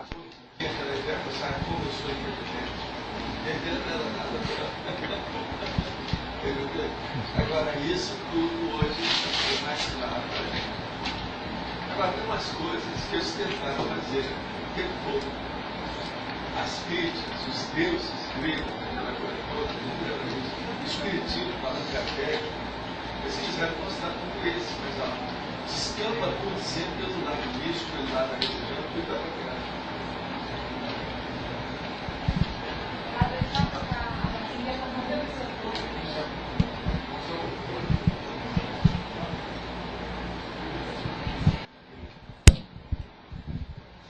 Au. Valeu. Padre, eu queria fazer uma pergunta. No começo da tertúlia, você falou para a Kátia que você estava esperando a mega GESCOM dela, né? No caso da Kátia, por exemplo, ela escreveu um livro. Quantos livros você considera que a pessoa precisa escrever para ela começar a escrever a sua mega GESCOM? Um só. A mega GESCOM. Uma pessoa boa, se ela tem a sua tudo encaminhada, ela não precisa escrever livro nenhum. Pode ser o primeiro dela, já é o maior. É que eu acho isso. Agora, eu estou falando uma mega GESCOM de alto nível. Não adianta ser, por exemplo, só de literatura, igual a Raquel de Queiroz, que era uma menina, e escrever um livro que ficou maior dela depois com o tempo. E ela escrevia muito bem. Dentro daquela área, foi o máximo. Ela é a fora de série, Raquel de Queiroz. Mas veja, é literatura. Literatura, como diz lá em Goiás, é literatíssimo, não passa de forma. Isso não resolve muito. Se uma pessoa quer fazer esclarecimento, o melhor é ela falar tudo tecnicamente, diretamente daquilo que precisa. Agora ela vai fazer floreado, isso é circunpensênio. É aquela pessoa que vai a Buenos Aires via Paris. Quer dizer, para que dar esse rodeio todo? Ivaldo. Por que não fala já diretamente? Então veja, quanto mais linearidade, pensamento, pensionização, melhor. A literatura é o jeito de você tirar o corpo fora da linearidade, da pensionização. Então fala e não fala. Está entendendo? Então isso não adianta. Nós temos que falar tudo cara a cara, coisa bem clara. Então não devemos perder tempo muito com romance, com processo de contos, noveletas e outras coisas nesse sentido. Pegue mais livros técnicos, isso é muito melhor do que literatura. Você vai aprender mais, você vai guardar as coisas. Agora pega esses livros e anota tudo que você não sabia no seu laptop. Com isso você está criando a sua biblioteca de pensamento, de pensionização específica dentro do computador. Isso ajuda demais. Ivaldo, a gente no curso intermissivo já de alguma forma já decide, ou já tem afinidade, ou já estuda o assunto do que será a Megalhescon da proeza da pessoa ou não? Às vezes, depende do gabarito da pessoa. É o negócio da meritocracia. Vocês lembram lá no meu livro Projeção da Consciência que eu falo um negócio do Tancredo, que estava ajeitando a vida dele. Ele estava estudando o processo da informática antes de vir para cá. Tá certo? Esse cara deve ser desses rapazes que estão por aí. Agora, tomara que não seja um hacker. Porque o hacker estudou, mas você já pensou, você chegou aqui, desviou, virou um hacker? Mas ele acho que não foi, não. O negócio dele foi muito bem calculado. E ele tem uns trabalhos para ser feito, além do processo da informática. Valdo, não sei se eu entendi bem. Você falou que é possível a pessoa escrever um livro e já partir para a Megalhescon? Não, ele já escreve um livro que já é a Megalhescon. Um livro que já é a Megalhescon? Um livro só. Às vezes ele passou 50 anos fazendo aquele livro. Entende? Outra coisa, tem pessoa que escreve, principalmente, por exemplo, dentro da área da literatura, tem muito disso. Ele vem e fez só aquele primeiro livro, foi superior a todos os outros. E tem aquele autor que só fez um livro. Autor de um livro só, que eles chamam. Sim. Tudo isso existe. Uma outra coisa, um segundo livro, às vezes, tem acima do segundo livro, você sabe, né? Sim. A pessoa tem problema, porque ela quer fazer um livro superior àquele primeiro. Isso tudo entra. Então, é difícil você generalizar. Agora, o que eu vejo é o seguinte: se uma pessoa, ela escreve dentro de uma linha, com profundidade, e ela depois faz outros volumes sobre aquilo, a tendência dela é expandir o processo. Se ela não for igual muita gente aí da literatura, que só quer saber de dinheiro. Se não começa igual alguns amigos nossos aí, que começam a fazer livro. O livro deu certo, vamos vender. Sim. Processo de venda. E chama Instant Book. Eles são pessoas do capitalismo selvagem, quer dizer, são pessoas que querem money. É o cifrão. Sim. São escravas do cifrão. Em outras ocasiões você tinha comentado que o ideal seria, por exemplo, uns 10 livros para até chegar na Megalhescon. Às vezes para pessoas, principalmente as nossas aqui, porque a maioria está mexendo com um assunto muito novo. Sim. Então tem que polir, trabalhar, burilar, aprofundar esse aspecto para expandir a ideia dentro de determinadas linhas. E isso às vezes demora. Porque a pessoa não está habituada com isso. A maioria de vocês que vão ser os nossos novos autores, sim, vocês nunca escreveram sobre esses assuntos antes. Uma boa parte aqui. Alguns já foram escritores, escritoras, tudo isso. Sim. Mas não assim nesse nível que nós estamos falando aqui. Com essa libertação, essas ideias libertárias abertas desse jeito que não é fácil, né? Isso então às vezes exige mais tempo, né? Não acha? O caso de um tratado, por exemplo, não seria uma coisa tão rápida, né? Seria algo... Não. Um tratado quase sempre ele exige mais. Eu, para fazer o Projeciologia, com todos os recursos, olha aqui, tudo quanto é registro, coisa que eu já tinha, eu demorei 19 anos selecionando material. O meu texto tinha 2.644 páginas, mais ou menos isso, datilografadas. Presta atenção. Que o livro, depois, a gente cortou ele para metade e ele saiu com 928 do total dele, total. Quer dizer, porque o livro também eu fiz com letra menor, mas dá mais ou menos a metade. Se a gente fosse olhar lá o meu, com 2.600, ele teria umas 1.300 páginas quase. Valdo, no nosso caso, você acha que, na nossa realidade, você acha que a média vai ser mais ou menos de quanto, assim? Uns 10 livros? Ou até o primeiro livro já pode ser uma Mega GESCOM, menos que isso? Uma pessoa, por exemplo, aqui, se ela chegar do jeito que nós estamos, no terceiro livro ela vai ter muita coisa séria. Para o terceiro livro. Eu acho. Pelo nível que está aí. Agora você sabe, é muita gente que promete fazer livro e não faz nada, né? Sim. Eu tenho 2 casos na minha vida de amigos meus que prometeram fazer livro.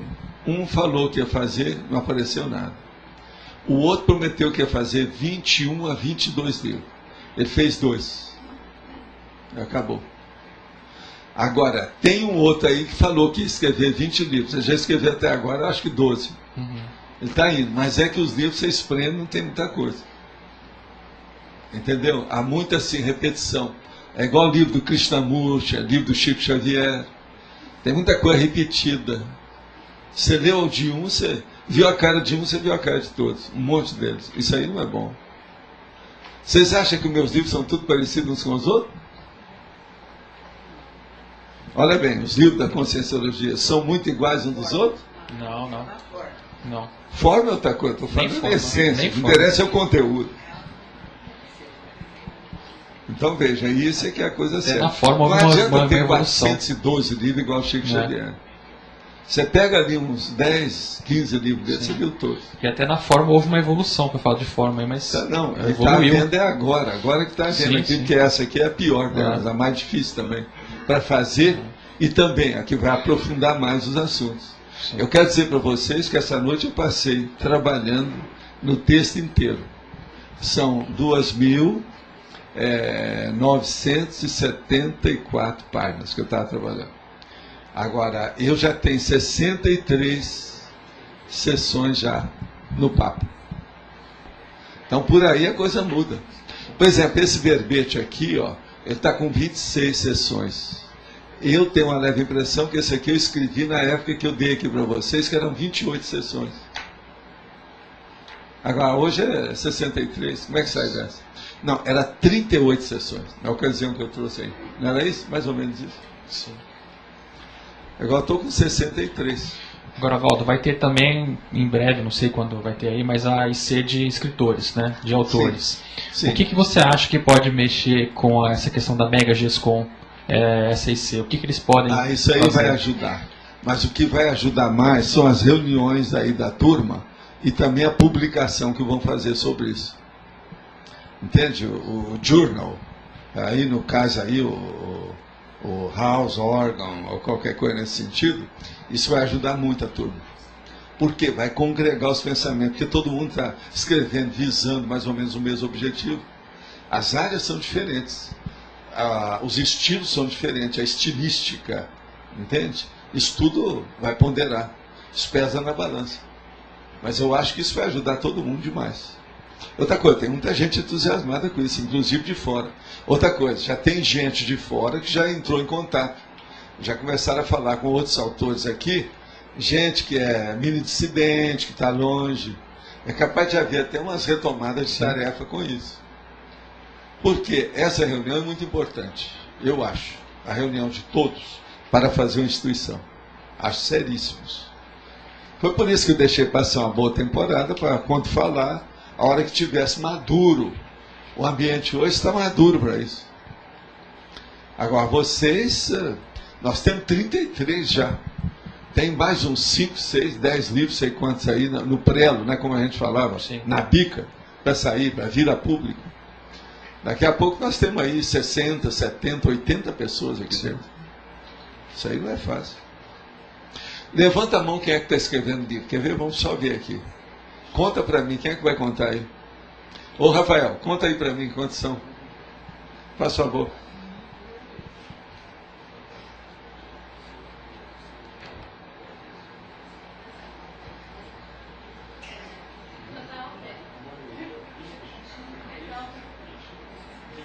20? Pois é, tem 33. Com mais 20 é bom passar para 53. Isso é mais do que a Academia Brasileira de Letras, que só tem 40. É verdade. Tá certo? Já estou falando o que é que se passa. E outra coisa, nós somos especializados num assunto que não é literatura. Literatura é fácil. Qualquer coisa que você fala, eu falei. A maçã caiu. O ar está frio. Isso tudo é literatura. Nós aqui isso não interessa. Situação é diferente. Val, tem que falar. Você falou. Aí a pessoa pergunta, falou o quê? Foi uma coisa certa ou errada? Eu queria que você falasse mais essa ideia do journal que a gente está pensando. Como é que é? Ideia o quê? Do journal, da revista dos escritores. O que você pensa? Isso, o que você pensa disso? Eu acho que tem que ser uma revista técnica, de alto nível, levada pelo lado da ciência. E esquecer o processo de literatura nela. Ver mais o conteúdo e ver a situação como é que é. E debater em torno do processo de conteúdo, da essência. Você não acha que isso é mais importante? Então não vai ser uma Academia Brasileira de Letras ou regional de letras. Isso tudo eu acho secundário. Isso, eu respeito muito essa turma, eles estão ótimos, mas dentro daquele nível, mas não sai daquilo. Então isso tudo, para mim, é periferia. Eu chamo de moldura do quadro. Vocês têm que fazer uma reunião, ou nós temos que fazer, porque eu também estou nessa. Vocês têm que lembrar que eu também sou, eu não levantei minha mão, mas é que eu já tenho livro aí. Entende? Então, veja, nós temos que fazer uma coisa da essência, do conteúdo. É aquilo que eu chamo da conteudística. E não um processo apenas periférico. Tá certo? Eu acho que assim, nós vamos chegar lá. Não é isso? Escuta, vocês têm mais alguma pergunta para fazer? Porque nós estamos no fim aqui. Tem mais alguma coisa? Eu tinha levantado... você arranjou o recado no fim? Então, dê aí recado. Não, é rápido. Não, deixa só ver o que é. Foi antes do... Recado do Renato. Não, foi antes do assunto do livro. Eu queria retomar uma coisa que você falou aí. A questão da objetividade, né? Que eu concordo, tudo. A gente tem que ser... inclusive sobre a literatura e tudo que dá, né? Faz a volta, o circumpensene, em relação a Tales e a objetividade. Mas na hora eu quis questionar sobre porque aí tem a questão também, se a gente for ser sempre assim, ou queria que você comentasse alguma coisa, a questão do estupro evolutivo, né? Se a pessoa deve usar Tales assim, em todas as circunstâncias, no trabalho, no ambiente... Não. Ela tem que moderar isso aí e dosar. Isso aí você tem que usar aquela técnica que eu já falei aqui, da dosificação. É a dosagem. Nós já trouxemos até verbete sobre dosagem aqui, não já? Pois é, tem um verbete, viu, Renato? Sobre dosagem. Dose a situação, porque senão você cria mais problema do que ajuda. Isso é necessário. Agora, nessa questão, por exemplo, essa união dos escritores, aí é diferente. Nós podemos elevar o nível de uma maneira extraordinária. Porque está tudo em casa, com o povo que está sabendo, o interesse, o objetivo é mais ou menos idêntico, a similaridade de intenções, de interesse, isso vai longe, você não acha? Agora veja, nós estamos pegando isso aqui, foi feito uma incerta, a turma que está aqui. Quantas pessoas aí? Tem 80 pessoas. 1/4 dessa turma já vai ser escritor. Como é que é isso? Aonde nós não vamos com isso? Isso vai longe, tá certo? Não, e tem aqueles que estão, vamos dizer, de vez. Esses aqui já estão mais ou menos maduros. E tem outros que são verdolengo. Ainda não chegaram. Tudo isso aí, tá certo? Agora, tem uns que já estão maduros, que já descascaram, etc. Tal, estão começando de novo. A Natália também vai chegar lá. Eu confio nela. Você não vê que todo dia ela agita um pensamento, uma ideia? Isso é muito importante. Gente, então... Vamos passar aqui. Pessoal, temos 3 recados hoje. O primeiro é o do Luiz, da OIEC. O segundo é do Antônio. E o terceiro é do Júlio. Eu vou passar o microfone para todos vocês, porque os recados também são transmitidos. E só falar para o pessoal da internet que amanhã a tertúlia, como é domingo, ela é feita em outro auditório maior que este.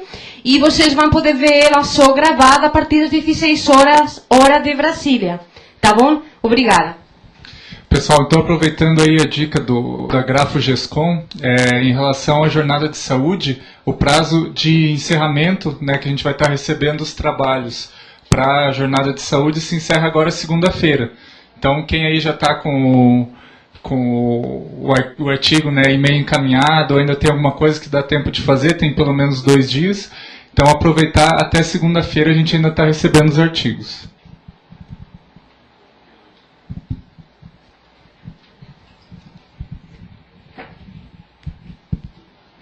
Pessoal, meu aviso é em nome do Conselho Científico da Unicim e desenvolver um projeto no sentido de disponibilizar na internet todos os artigos publicados em Conscienciologia.